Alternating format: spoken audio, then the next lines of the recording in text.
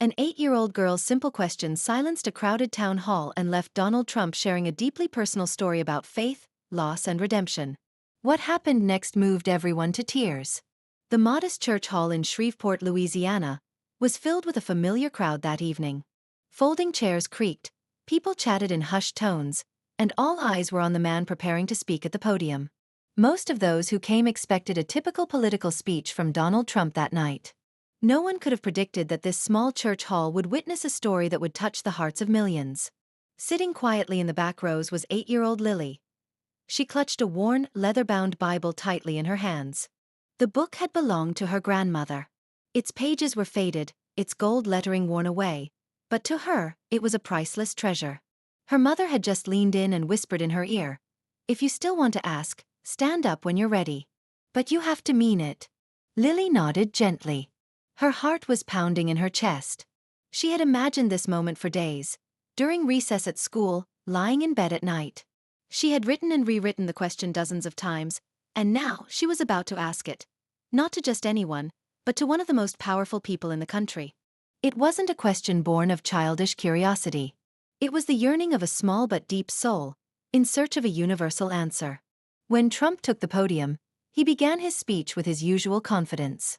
He spoke of his accomplishments, political promises, and future plans. Applause followed. Heads nodded in agreement. But the energy in the room wasn't as fiery as one of his rallies. In the corner of the hall, Lily still clung to her Bible, waiting. Each passing minute made her knees shake and her palms sweat. Finally, when the microphone opened for questions, people lined up. Some raised economic issues, others asked political questions. Someone even complimented his red tie. But Lily stayed quiet, until her mother gently tapped her knee. Suddenly, she stood up. She stepped into line with her tiny steps. People turned to look. Despite her age, the old book she carried and her determined stance sparked curiosity. As she moved forward, the hum of the room faded, the whispers softened. When she finally reached the microphone, Trump leaned down slightly and smiled. "What's your question, young lady?" Lily took a deep breath. Her voice was soft, but it didn't crack. "Mr. Trump," she said quietly, "what does God mean to you?" And at that moment, the hall fell into silence. Not a chair creaked, not a whisper remained, not even the hum of the air conditioning. All eyes were on Lily. Trump didn't answer, not right away. Instead, he looked at her. Then at the Bible in her hands. And for the first time, something appeared behind the political mask on his face. Raw, unfiltered vulnerability. Lily had asked a question. With the smallest voice, but an enormous impact. And no one in that room was the same anymore. Trump stood still, the silence around him heavier than any campaign stage he'd ever stepped on. The question, so small in voice, yet monumental in weight, had knocked the wind out of a man used to controlling every moment in a room. He looked down at Lily again, then glanced at the Bible clutched in her hands. His throat moved, but no words came yet. Finally, he leaned slightly on the podium and began to speak. Not as a politician, but as a person. "That's a big question," he said slowly, his voice softer than usual. "And honestly, I haven't always had the answer." People in the audience shifted in their seats. Some raised their eyebrows. Others sat up straighter. This wasn't the Trump they were used to seeing. There was no bravado here, no slogan, no sharp retort. "When I was your age, Lily," he continued, "my parents took me to church every Sunday. I used to stare at the stained glass windows, wondering if God was real, or just something people told us to feel safe." He paused. "I didn't get it. And truthfully, for a long time, I didn't care to." He let out a sigh, then glanced across the room. People were now leaning in, caught in a story that had nothing to do with politics and everything to do with being human. "But then I lost someone," he said. "My brother Fred, he was one of the kindest people I knew. And when he died, I wasn't just sad. I was furious. At him. At myself. At God." Lily's eyes glistened. Her tiny fingers trembled as she gripped the Bible tighter. The emotion in the room thickened. "I stopped praying. I stopped believing. I thought, what kind of God takes the best and leaves the rest?" He shook his head, as if reliving it. "But years later, I had a dream," he said. Fred appeared. He was smiling. And he told me, "Don't be angry, Dawn, you've got work to do." And that moment, whether it was real or not, made me realize something. He turned his gaze back to Lily. Faith isn't about answers. It's about trust. About believing there's a reason, even when you can't see it. The crowd was utterly still. For once, there were no claps, no murmurs, no camera clicks. Just a room full of people holding their breath. Not because of politics, not because of celebrity, but because something honest had just happened. Something rare. Lily stood there, unmoving, her eyes still fixed on Trump. She wasn't smiling. She wasn't crying.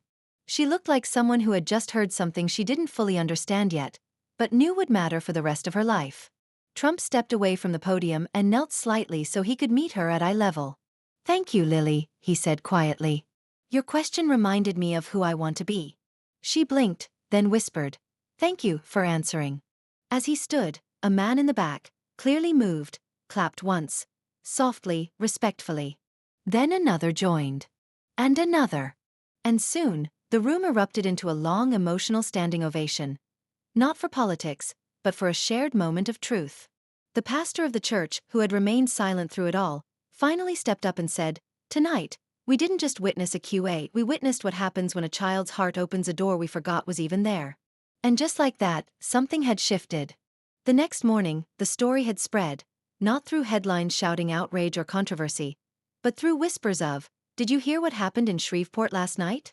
Videos circulated. Not just of Trump, but of Lily. Of her voice, her tears, and her question that reached somewhere far deeper than expected. News anchors paused from their usual scripts to reflect. "It's rare," one said, "that we see a moment like this, when a political figure lays down his armor and speaks from the soul." But the biggest change wasn't in the media. It was in the people who had been there.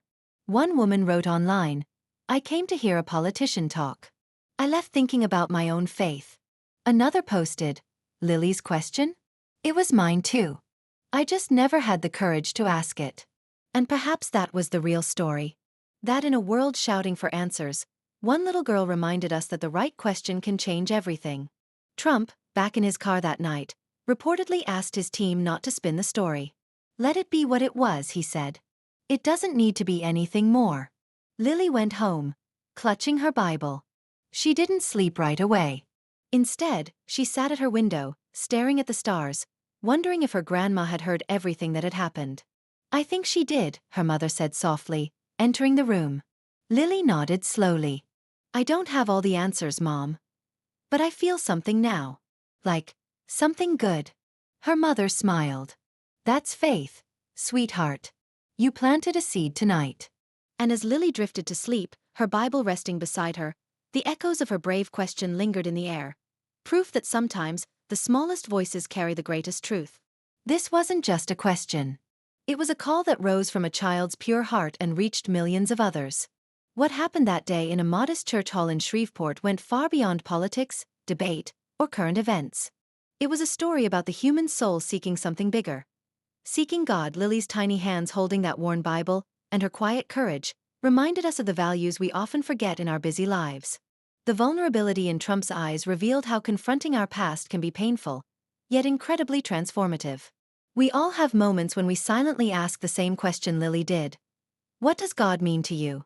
And that night, the answer changed not just one man, but an entire room. Maybe while watching this video, you paused, reflected, or remembered someone you've lost.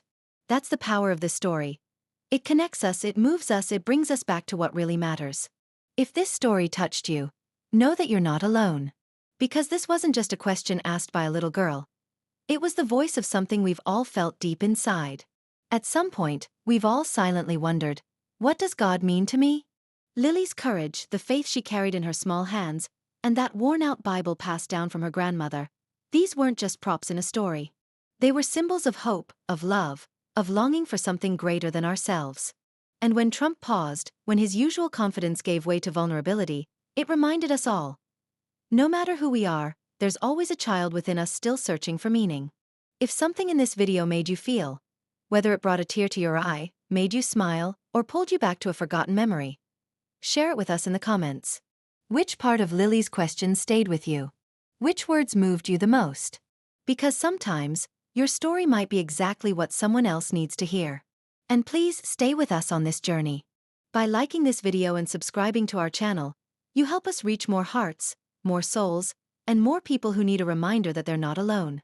Here we don't just tell stories, we feel them, we grow through them, and we carry them with us. Let's keep walking this path together.